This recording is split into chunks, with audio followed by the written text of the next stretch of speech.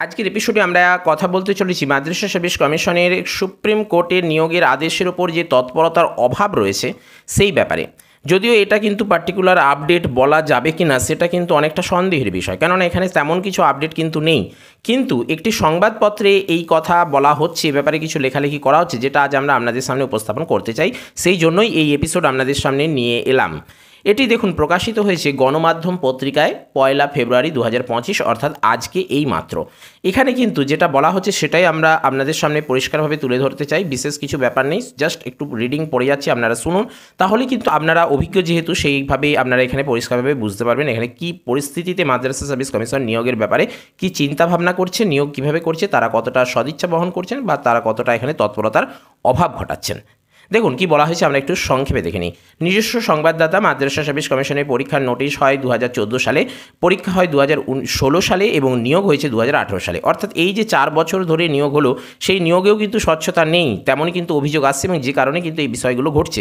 এনসিটির নিয়মে এই নিয়োগকে তোয়াক্কা না করে কমিশন সেই নিয়োগের লিখিত পরীক্ষায় পাস প্রশিক্ষণ প্রাপ্তদের অগ্রাধিকার না দিয়ে অপ্রশিক্ষিতদেরকে নিয়োগ করে দেয়। স্বাভাবিকভাবে কিন্তু যোগ্যরা বঞ্চিত হয়। এতে করে প্রার্থীরা রিট করে 2019 সালে, জাজমেন্ট হয় সিঙ্গেল বেঞ্চে 14/6/2022 তারিখে। বিচারপতি অবাক হন এই ঘটনায়।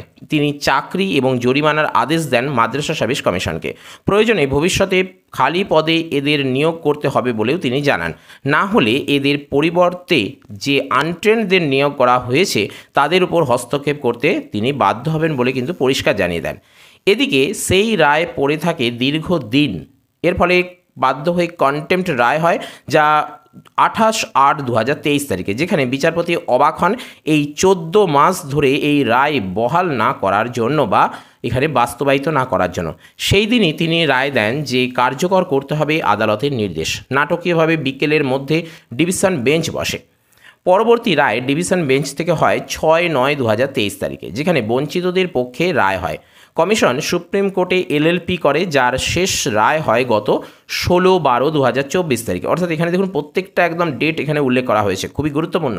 চাকরি প্রার্থীদের দাবি আর কতদিন, কেননা যেখানে প্রশিক্ষণ প্রাপ্তদের না নিয়ে আনট্রেন্ডদেরকে সেই জায়গায় নিয়ে নেওয়া হয়েছে, সেদিক থেকে তারা বঞ্চিত হওয়ার কারণে তারা অনেকটা হতাশ এবং তারা যেভাবে কোর্টেতে লড়েছে সেক্ষেত্রে কিন্তু তারা আর লড়ে উঠতে পারছেন না। সে কারণে তারা কিন্তু এমনই একটা দাবি করে বসছেন, যেখানে বছরের পর বছর পরীক্ষা নেই, নিয়োগ নেই, তখন শিক্ষিত বেকার ছেলেরা হাইকোর্ট থেকে সুপ্রিম কোর্ট পর্যন্ত মাত্র 7 জনে সরকারের কাছে কোর্টে লড়তে গিয়ে সর্বশান্ত অবস্থায় এসে দাঁড়িয়েছে।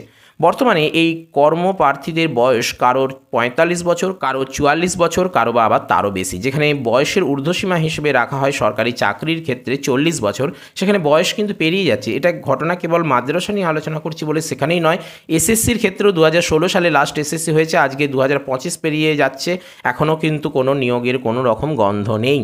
ওদিকে প্রাইমারির ক্ষেত্রেও সেম বলা চলে। 2022-এ কিন্তু সেই যে পরীক্ষা হয়েছে, 23-এর রেজাল্ট বেরোয়নি, 22-এর এখনও ইন্টারভিউয়ের কোনো গল্প নেই।